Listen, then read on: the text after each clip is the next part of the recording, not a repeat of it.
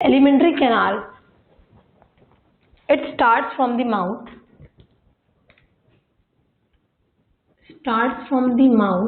and ends at anus. Now the whole of the process of the digestion occurs between this process, between the mouth and the anus. This is the point where the whole of the digestion occurs. Now let's start what happens in the beginning, which is mouth. What happens in mouth? We all know when we take food, we intake it from our mouth. So what happens in our mouth? Our mouth consists of mouth. In mouth, we know that the saliva is present. Now, what does saliva does? Why is saliva present in our mouth? Mouth consists of saliva, and the saliva here is secreted by 3 glands, which are known as salivary glands, secreted by 3 glands, which is parotid gland,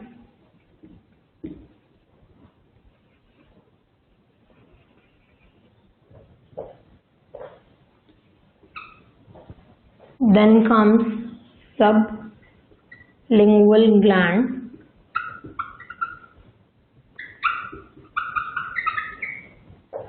then comes submaxillary or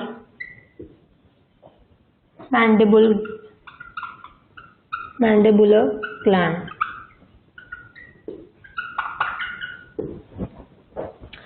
Now the saliva which is present in our mouth is secreted with the help of parotid gland, sublingual gland and submaxillary or mandibular gland. Now these glands are present at different locations in the oral cavity. Now let me explain where all they are present. Suppose this is the face of a man. Here is the buccal cavity.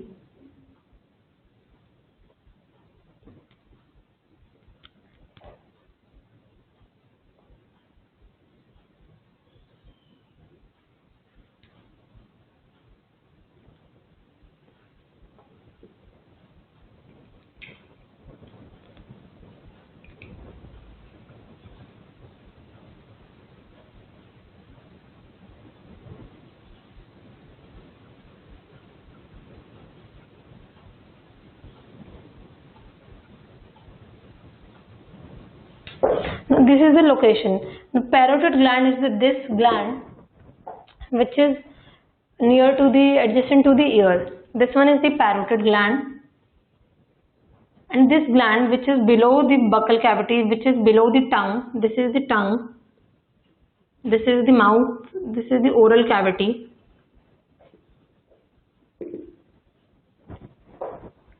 This gland is the sublingual gland.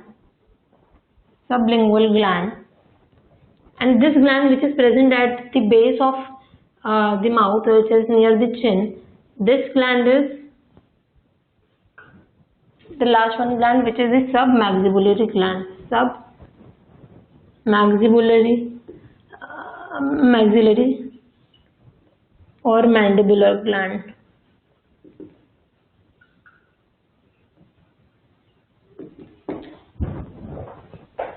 That was all about the saliva. That is, it is secreted by the parotid gland, sublingual gland and the submaxillary or mandibulary gland. Now there are many components of the saliva. Saliva consists of many electrolytes, consists of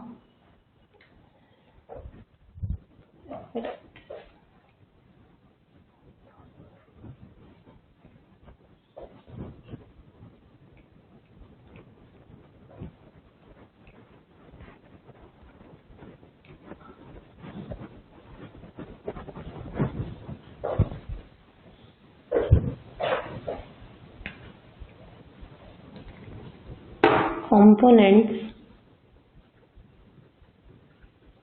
of saliva.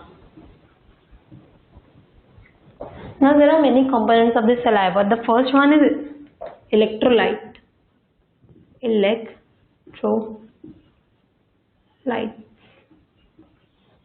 Many electrolytes are present. What are electrolytes? These are basically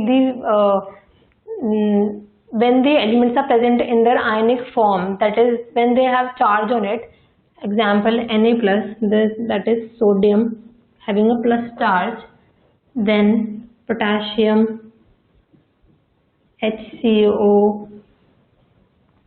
These are the electrolytes which are present. The saliva also consists of lysosomes.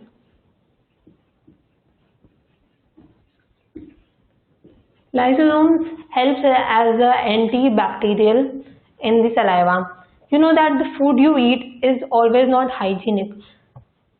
The food you eat it might be having any dust particles or bad bacteria. That is why the lysosomes are present in our saliva to have that antibacterial property. Antibacterial means it fights with the bad bacteria. It fights with the bad particles that are present in the food. In basic language, have antibacterial property.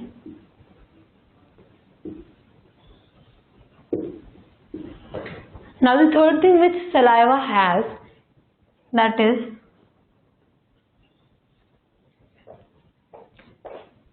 salivary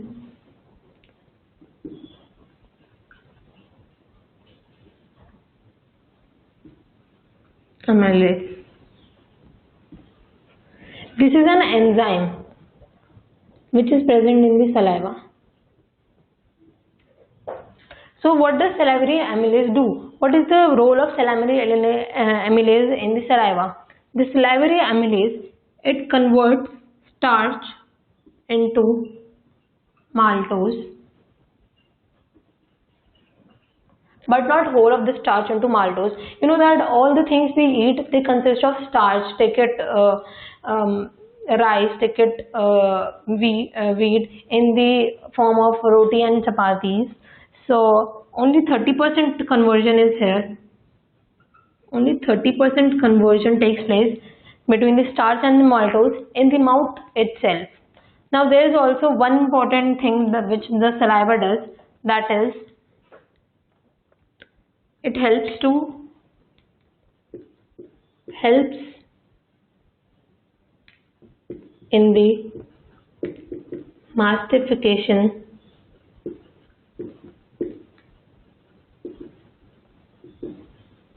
of food. That is, when we eat food, the saliva helps the food to get easily broken up into smaller pieces, to get easily converted into a substance which is known as bolus.